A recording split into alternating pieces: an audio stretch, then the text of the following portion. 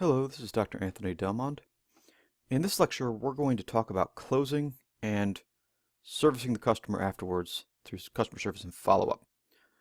We'll start out with a long discussion of closing, some different types of closes, and then we'll move on to post-purchase relationship. Again, closing, what closing is all about, and then that post-purchase relationship. All right. So at the end of this lecture, you should be able to understand the ins and outs of the closing process. You should be able to figure out when it's a good time to actually start your close. It doesn't necessarily start when you think it will. Sometimes your customer's ready long before you think they'll be ready. So you might not get through everything before it's time to close. So you have to keep an eye out for buying signals. You should be able to distinguish between the different closing techniques. I'll go through some of them here, but there are a lot more, and some people will build their own. And then we're going to discuss some common mistakes. You should be able to understand what you should and shouldn't do in the closing process, and you should be able to discuss what you'll do after the sale is made. Closing is the process of helping your prospective customer make their final decision. This doesn't necessarily mean that they're going to buy your product. What this means is that they're going to be able to make a final decision. Your goal is to get them there. How final that decision is really depends on the type of close you're using. A hard close asks the customer to make a decisive action now. Buy the product, don't buy the product, and that's the end of the sales presentation and conversation. A soft close is going to leave the door open for a future decision. This is where you're going to tell them you'd like to reach back out in a while to see how they're feeling about it. If you're giving them the product to use temporarily, you might call that a soft close, where they're going to make their decision later. I want to start out with this little comment here. There is no magic phrase or technique that you can use to close a sale. There's nothing you can say that's going to always result in you selling your product. Every sales book talks about the magic words and what you can do to force a sale every time, and there really is no magic trick. You're going to sell sometimes, you're not going to sell sometimes, and it's not always going to be as clear why. So we're going to go through some of the tools you can use, and we're going to talk to you about some of the structure here of what you can do during the sales closing process. Basically, you want to close your sale when the prospective customer is in the conviction stage.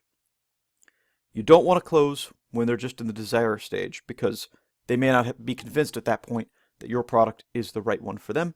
They're just convinced that they want a product like your product.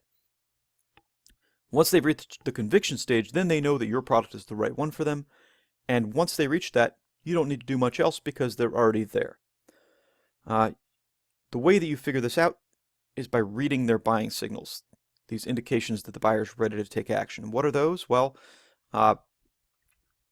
when they start asking the salesperson a lot of questions toward the end of the presentation, that's indicating that they're still very engaged and that they might be interested in the product.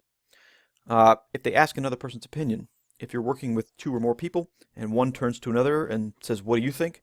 that means that at least that person has come to a decision point. If they start carefully re-examining the product, looking at all the features one more time, then they might be close to their mental summary. They might be close to buying. If they relax and become more friendly, that's a sign that they've made a decision. Doesn't necessarily mean they've made the decision to buy. It just means that they've come to a position where they're ready to take action, whether that's to purchase or not to purchase. And of course, if they pull out an order form or their wallet or credit card, you know you're in that closing stage. Some other things to be aware of: if you're getting a lot of positive responses to your trial closes, there's no objections, that's a really good sign that your presentation is at least moving toward the close. It doesn't necessarily mean you're there, but it means you're moving in a positive direction. If you're getting a lot of negative responses to your trial closes, how do you feel about that benefit and so on? That's going to indicate that the salesperson needs to address more of those objections during the presentation, and you're not really ready to get to that closing stage yet. If you're a good closer, what you're going to do is you're going to ask the prospect for their decision, and then you're going to wait. It's really hard to remain quiet. If the prospect says yes, you're going to move on pretty quickly. Make sure you get that order form filled out and exit. If you stay for too long, you might wear out your welcome, you might deter the customer. There's really no reason to be there after the sale is made. If the prospect says no, you're going to address the issues, figure out what the objections are, and you're going to try to close again. How many closes should you use in one presentation? Different people say different ones, but 3 is usually a good rule of thumb. If you get past 3, then it might seem pushy, but some people need a little bit more. If you're getting up to 5 and 6 closes, you've probably exhausted the possibility, and you might want to try for a soft close and come back later. Experience is going to teach you how to do multiple closes without seeming too pushy. We're going to talk about some specific types of closes, and then some combinations that you can do along the way. The first no is not necessarily an absolute refusal to buy. While it seems very disheartening to get a no from a prospect after you've gotten them to the conviction stage, it doesn't necessarily mean that they won't buy. It just means that you might need to address some objections and go back. Very few prospects will be upset with you trying 3 to 5 closes, but like I said, once you get past that, then it seems pushy, and you're not really going to move them past their no. You hear a lot of people say that closing is the hardest part, or that prospecting is the hardest part. I would say for me, prospecting is the easiest because you're used to rejection, and anybody you succeed with is positive. I don't love closing. It can be very tough, but if you've done everything correctly up to here, closing is the easiest part. This is because you've gotten them to the conviction stage. All you're doing is sealing the deal. So you've already done all the hard work. The reason that salespeople fail to close sometimes relates to confidence. Salespeople might not be confident in their ability to close, confident in their product, confident in their reading of the buying signals. That's another big one. Maybe that the fit of the product just isn't there. Maybe the prospect doesn't need it. Maybe the prospect has other things that they're concerned about that you won't be able to address. And preparation is another one. If a salesperson hasn't worked hard enough to develop the customer profile, they don't know what the most important benefits are for the customer, or they haven't prepared the sales presentation enough, rehearsed it enough, that's going to be a real problem. Which ones of these are avoidable? Well, obviously confidence and preparation are the 2 that are avoidable. If the product fit isn't there, it's very hard to get past that. It's hard to convince a prospect to buy a product that isn't good for them, and you really don't want to make them buy a product that isn't good for them. It will not help you in the long run. In addition to using multiple closes and trial closes, there are a few more things that you can do. You want to make sure that you're understood. So you want to speak carefully, enunciate, articulate, and make sure that your client is following you along the way. You ask trial closes to make sure that they understand. You want to present a complete story. Make sure that you're presenting everything you can. Don't hide certain things because your customer won't trust you. You want to plan things down right to the closing techniques.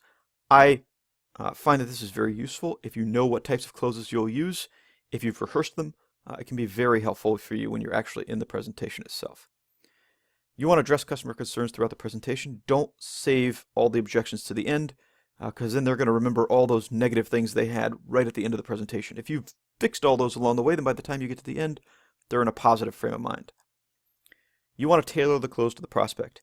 If the prospect is very confident, there are certain types of closes that work well with that. If your customer is very, very reluctant to buy, there are certain closes that work well for that. You can kind of figure that out as you go, but we'll talk about that when we go through the close techniques. You want to consider the customer's point of view. Obviously, you want to empathize, and you want to learn to recognize those buying signals that we talked about previously. You want to set high goals for yourself and really commit to meeting them.